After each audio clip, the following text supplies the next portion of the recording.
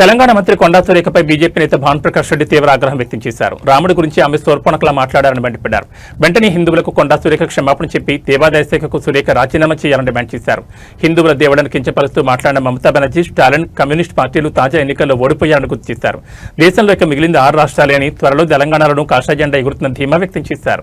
తెలంగాణ దేవాదాయ ధర్మాదాయ శాఖ మంత్రివర్యులు కొండా సురేఖ గారు నిన్న జై శ్రీరామ్ అంటే డబ్బులు రాలుతాయా, పథకాలు వస్తాయని చెప్పి అవహేళనగా మాట్లాడారు.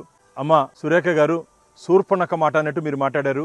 జై శ్రీరామ్ అంటే ఈరోజు మొత్తం భారతదేశం అంతా జై శ్రీరామ్ పేరుతో, జై శ్రీరామ్ నామాలతో మారుమోగిపోతోంది.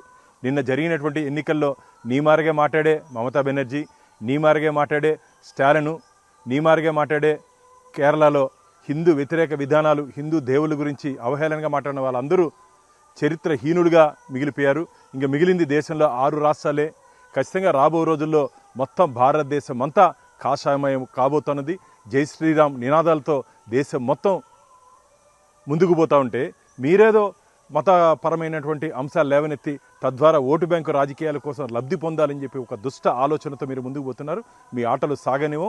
ఖచ్చితంగా రాబో రోజుల్లో తెలంగాణ గడ్డ మీద కూడా భారతీయ జనతా పార్టీ జెండాతో, కాసాయి అజెండాతో భారతీయ జనతా పార్టీ అధికారంలోకి రాకపోతోంది. వెంటనే నువ్వు దేవాదాయ ధర్మాదాయ శాఖ మంత్రిగా రాజీనామా చేయాలని చెప్పి డిమాండ్ చేస్తుంది. ఈ మధ్య ఇది ఒక అలవాటుగా మారిపోయింది. మొన్ననే ఆ దరిద్రుడు ప్రకాష్ రాజు మాట్లాడితే ఈరోజు ఈ సురేఖ శూర్పణఖ ఈరోజు రాముల వారి గురించి మాట్లాడింది. ఇది మంచిది కాదు. వెంటనే హిందువులకి, శ్రీరామ భక్తులకి బహిరంగ క్షమాపణ చెప్పాలని చెప్పి భారతీయ జనతా పార్టీ డిమాండ్ చేస్తోంది.